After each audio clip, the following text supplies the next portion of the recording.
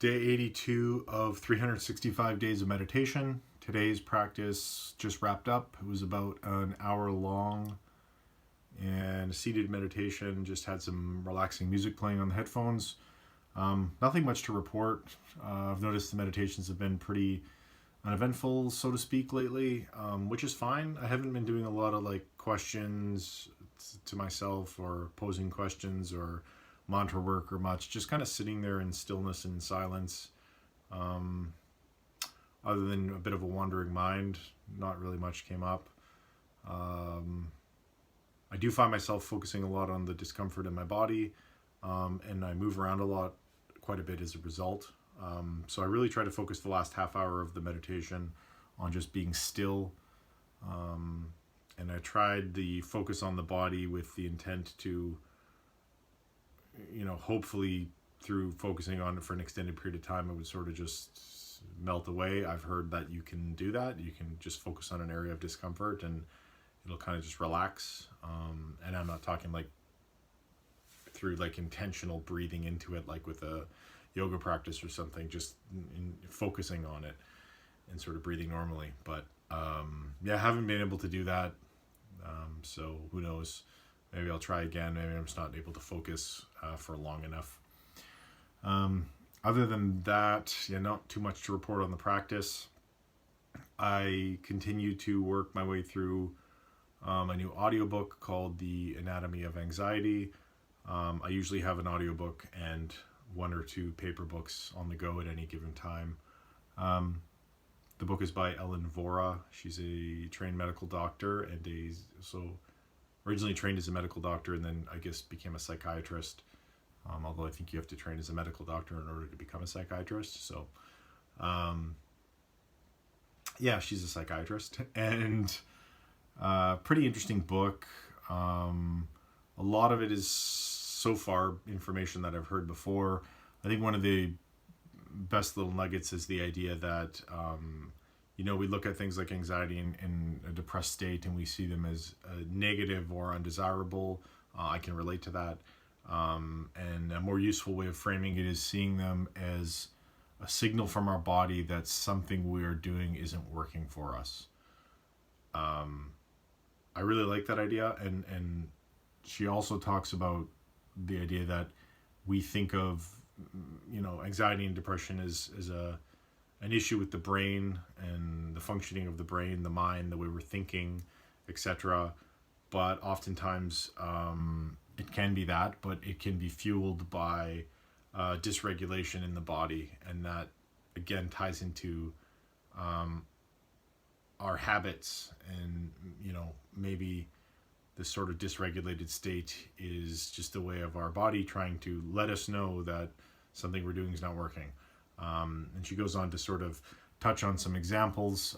Again, I've heard most of all these, I think I've heard all of them before, but things like food consumption and, things like sugar and how it can affect your body and brain and create inflammation, chemicals in processed food and how they can affect your brain function and your bodily function. I feel like saying brain and body separate is probably sort of an outdated way of thinking about things. I mean, the brain is within the body. It's really all just one thing, so to speak. So, but anyway, so food. She also talks about sleep habits. I know myself personally that when I don't get enough sleep, I'm pretty much a toddler. She also touches on the idea of, in terms of my ability to regulate, she touches on the idea that not everybody needs the same amount of sleep. You might need 7 hours, you might need 8 hours, you might need 9 hours, depending on your lifestyle, depending on, how deeply you sleep, how many times you wake up. All sorts of factors can determine, what the right amount of sleep is for you. And the best way to find out is go to sleep and don't set an alarm and see how long it takes for you to wake up. Do it for a week. After a week, you've kind of usually caught up on your deficit and you're going to be sleeping whatever the optimal amount is for you. She talks about just aspects of modern life as well that do not lead to a good quality sleep. Artificial light in the evening, not, on devices too late into the evening before bed, all these things that can sort of create an anxious state, or, a disruption in our natural, normal sort of circadian cycle. So basically, hormones not being released at the right time, and also light exposure, natural light exposure during the day, which also ties into the sort of the circadian cycle and hormones being released at the right time. Trying to think of what else she touched on. Exercise is another important one. I know for myself personally, if I don't get enough exercise, I don't sleep as well. She touched on alcohol consumption and caffeine consumption, and the idea that a lot of us are drinking caffeine too late in the day. I remember from grade 12 math class, the half-life of coffee, I believe, was like 5 hours. And so that means if you have a coffee at 12 noon, by 5 p.m., half of that caffeine is still in your system. And by 10 p.m., a quarter of that caffeine is still in your system. And that's for sort of the average metabolizer. I believe there's sort of 3 variants on the gene that determines how well you metabolize coffee or how quickly you metabolize it. So for the average person, that's the half-life of caffeine. But yeah, just the idea that basically our habits day to day, the things that we put into our body, the things that we expose our body to, greatly affect our mental state and our mental well-being.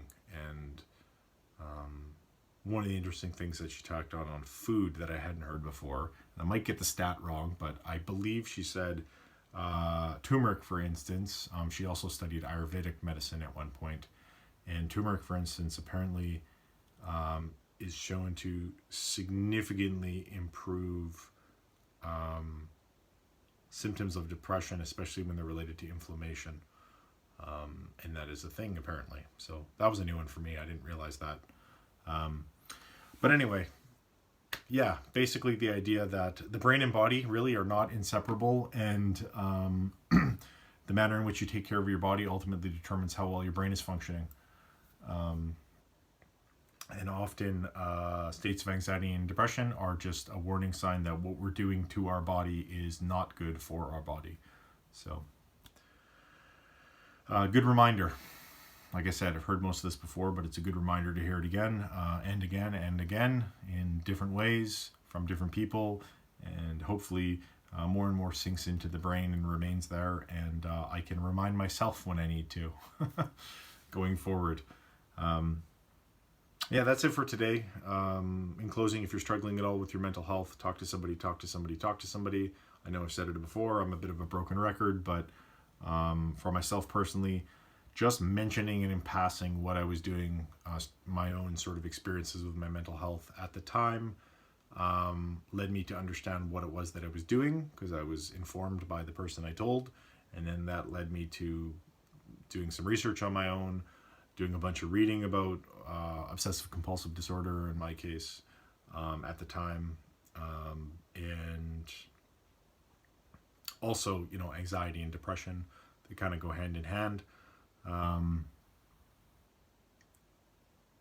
then that led to eventually getting some professional help, etc., etc. So ideally I would have talked to somebody at a much younger age and probably saved myself years of unnecessary suffering, but live and learn. Here I am now, and hopefully you're able to get help if you are struggling as soon as possible. And if you know somebody that's struggling, maybe you can help guide them towards the help that they need. So that's it for today. Thanks for watching. Take care of yourself.